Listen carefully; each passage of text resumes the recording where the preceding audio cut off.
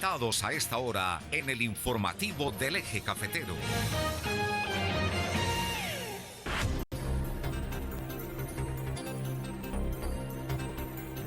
Siete de la mañana, 51 minutos, radio, televisión, redes sociales.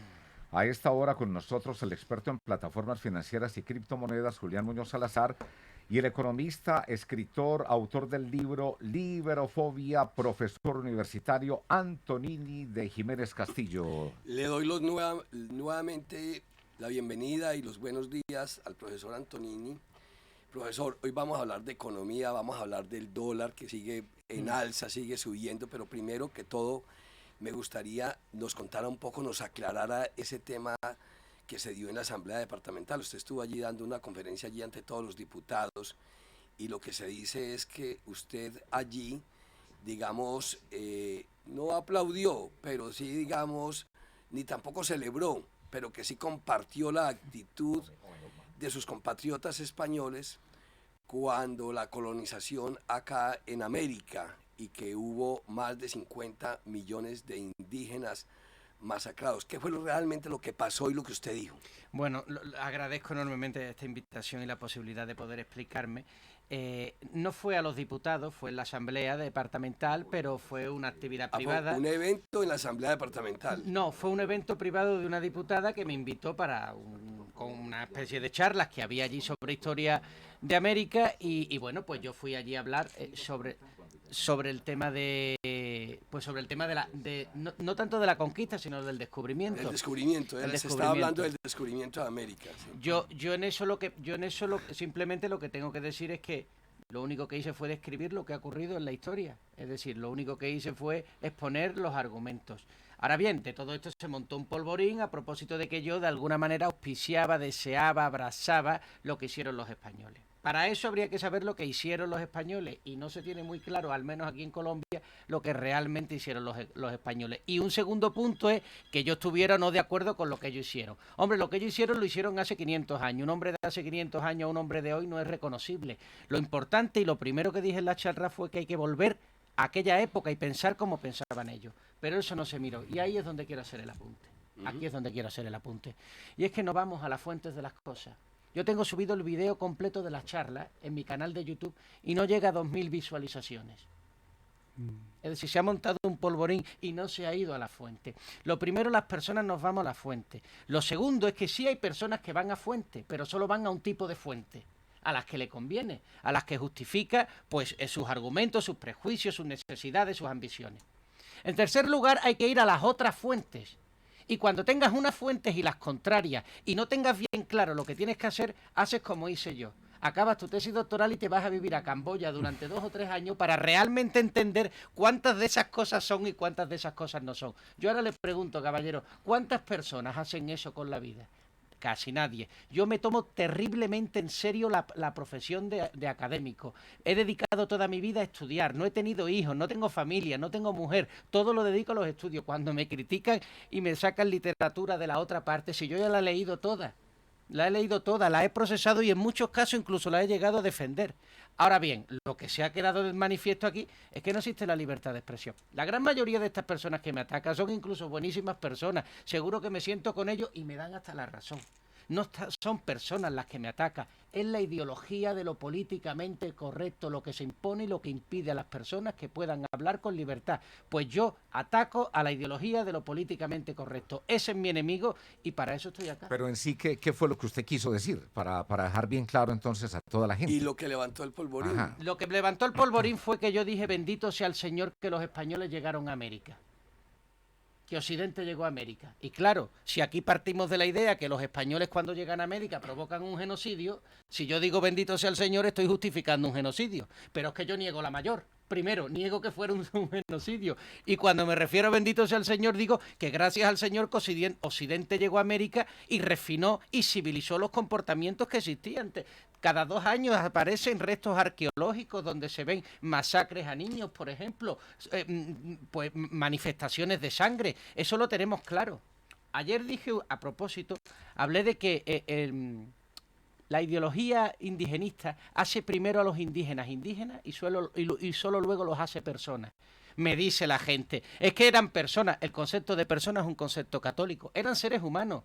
Pero personas no, el persona se refiere a un concepto jurídico, a los derechos de propiedad, a la ciencia, a la razón. A eso es a lo que se refiere el concepto de persona. Pero yo no tengo el problema si la gente no estudia o no analiza estos asuntos. Pero tengo que decirlo. Ahora bien, ¿yo apoyo masacres? No, no apoyo masacres. ¿Yo estoy a favor de exterminio? No, yo no estoy a favor de exterminio. De hecho, mi comportamiento aquí en Colombia ha demostrado que tengo mayor estima y aprecio por las personas de ascendencia indígena que aquellos que me critican. Pero en ningún momento usted justificó el que ellos hayan venido y masacrado a 50 o millones o más de indígenas. Yo no justifico. Primero, eso no es cierto. Es que primero no es cierto. ¿Qué historiadores son los que dicen que los españoles masacraron a 50 millones de indígenas? Quien diga eso hace un fraude contra la academia. Aquí llegaron 400 españoles para toda América.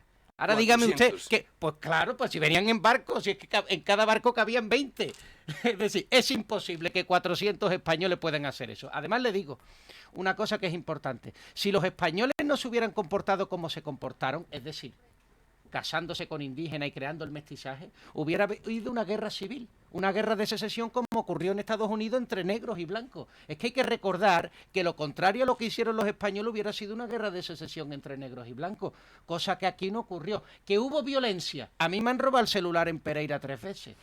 ¿Puedo decir por eso que Pereira es una ciudad violenta o que también en Pereira hay violencia? Es que la violencia lamentablemente forma parte de la naturaleza humana. 400 españoles en la época de la conquista, dice pues, usted, pero ya después sí fueron muchos los que llegaron cuando llegó. No. Ya después lo que ocurrió fue que se casaron y tuvieron hijos. Y aparece el criollo. Y los que llegaron a combatir también contra el ejército colombiano y todo eso. Pero ya al final de por la... eso, estoy diciendo después. Sí, pero siempre después. era una infinita minoría. Aquí en la educación en Colombia yo creo que se hace mal porque se pinta lo siguiente.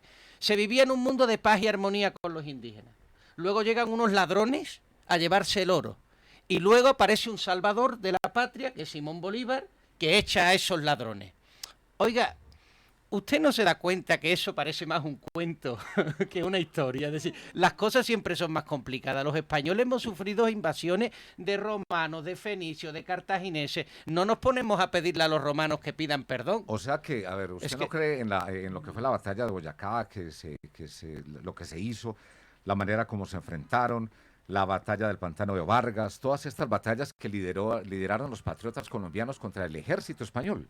Mire, yo es que ahí tengo que partir de una cosa. Yo le digo que ahí hay mucho mito en todo eso. Es decir, en realidad, mira, Simón Bolívar por ejemplo, a mí no me han preguntado por qué hubo, y no se estudia en Colombia, nadie conoce a Agualondo. Agustín Agualondo, indígena, de Pasto, apoyó la corona y se opuso a Sucre y a Simón Bolívar. Sucre, cuando iba bajando para Ecuador, se dio la vuelta y empezaron a matar dentro de las casas. Eso no se cuenta en historia de Colombia, que no. Eso ocurrió. Estudien, busquen en Google Agustín Agualondo, a ver qué es lo que les sale. Eso no se cuenta. ¿Qué es lo que ocurrió? Lo que ocurrió fue que los españoles, la madre patria, a un punto, las personas criollas de acá, la aristocracia colombiana, no soporta ya la presión fiscal. Y entonces están perdiendo privilegios. Y quieren luchar para no perder esos privilegios. Y al final siempre ha sido una lucha entre eso. El pueblo, pues finalmente quedó legitimado del legitimado. Era una lucha porque venían de una invasión extranjera.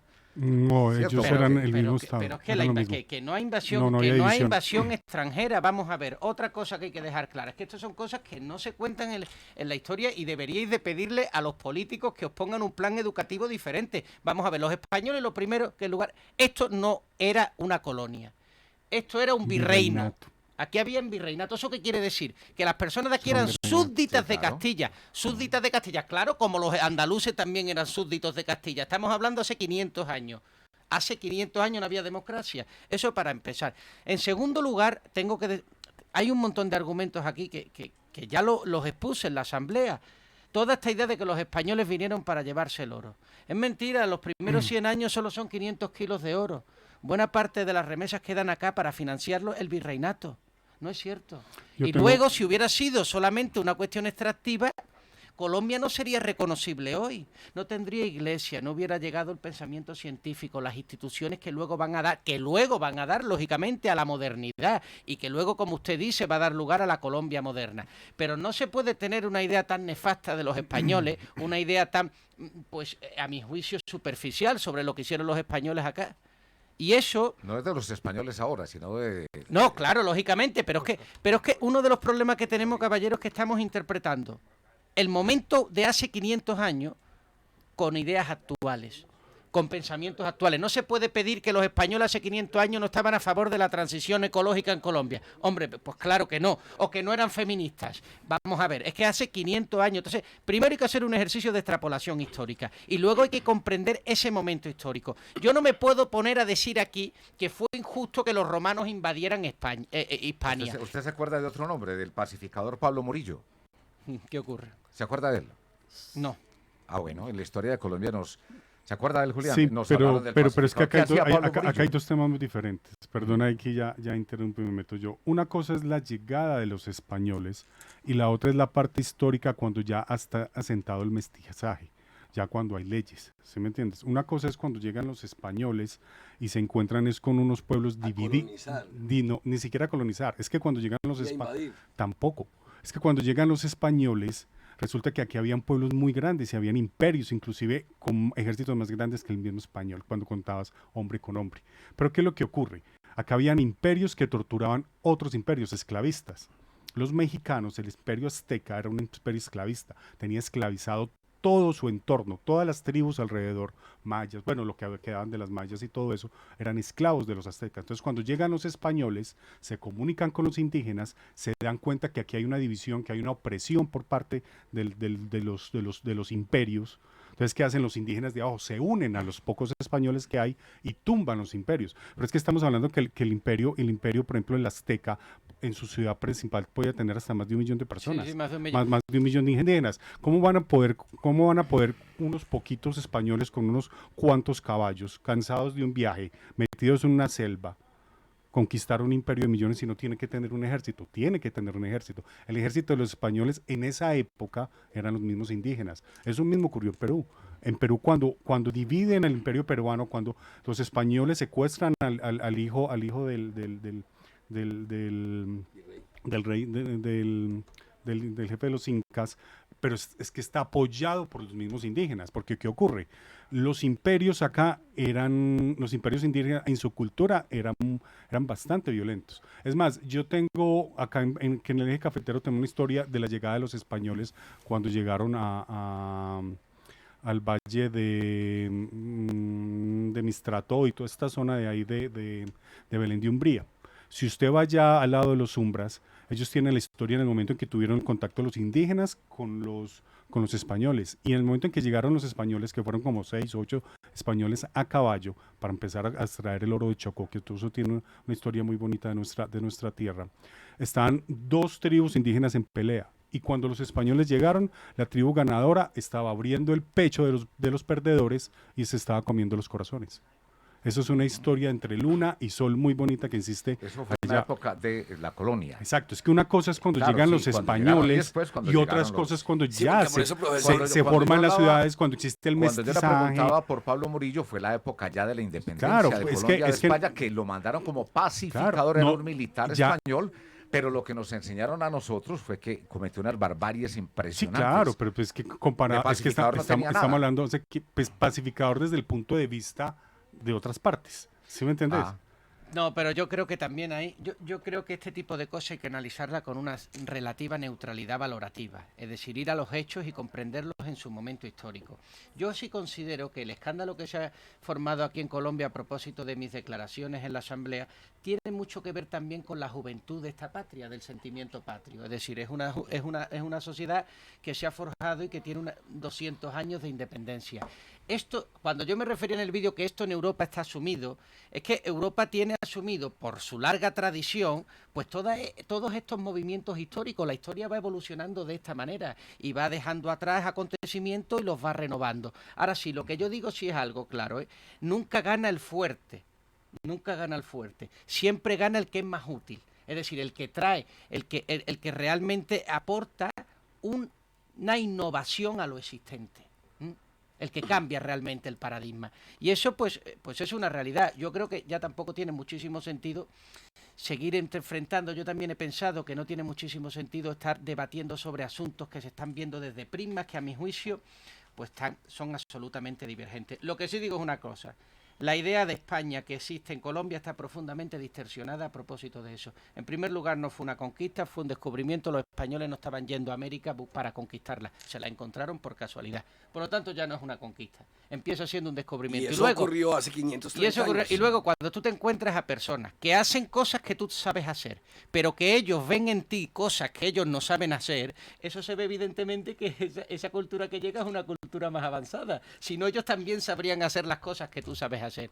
Y evidentemente no se podía poner en plazo unos derechos de propiedad que no existían, una idea de la justicia que no existía, que era absolutamente indígena, primitiva, es decir, era absolutamente Y lo que deja claro usted es que no es que usted estuviera de acuerdo con que mataran indígenas. ¿Cómo voy a estar de acuerdo que lo que pero ¿cómo se puede llegar a una extrapolación de ese tipo? Es decir, ¿cómo se puede decir que porque yo defienda la llegada de los españoles a América y diga que ha hecho un bien a esta sociedad, solo hay que verlo, yo pueda estar a favor de la muerte de los indígenas? O sea, ¿cómo alguien puede tener eso en su mente? Eso fue lo que a mí realmente me sorprendió. Ese es el punto importante para aclarar. Pero es que es absolutamente... Pero claro, es que yo en ningún momento me sorprendí porque no pensaba que nadie en su sano juicio pudiera llegar a hacer una extrapolación de ese tipo. Luego, cuando profundicé, me di cuenta que solo se puede llegar a una extrapolación de ese tipo si una persona tiene un sistema educativo que presenta a los españoles de aquella época como unos nefastos exterminadores. Entonces entiendo ahora que alguien haya podido extrapolar esas palabras. Y lo que digo es que eso es falso, que eso no corresponde a la verdad. Que hubo violencia, por supuesto que hubo violencia como la sigue habiendo, pero no solo puedes hablar de que hay violencia, hay que interpretar las razones de esa violencia, la influencia de esa violencia y cómo se manifiesta en las sociedades. Profesor, el tiempo se nos ha agotado, ya vamos al break y vamos a hablar de economía después del break. Claro que sí. 8 de la mañana. Y dejamos a sus compatriotas a un ladito. 7, 8, 7. Lo hemos logrado gracias a los ciudadanos, gremios, empresarios, comerciantes, profesionales, independientes, emprendedores, entre otros. La ciudad de Pereira logra una tasa de desempleo de tan solo un dígito, 9%. Somos la ciudad del país con menor tasa de desempleo. Pereira, gobierno de la ciudad, capital del eje. Vamos de inmediato al break y regresamos con nuestros invitados de la mañana.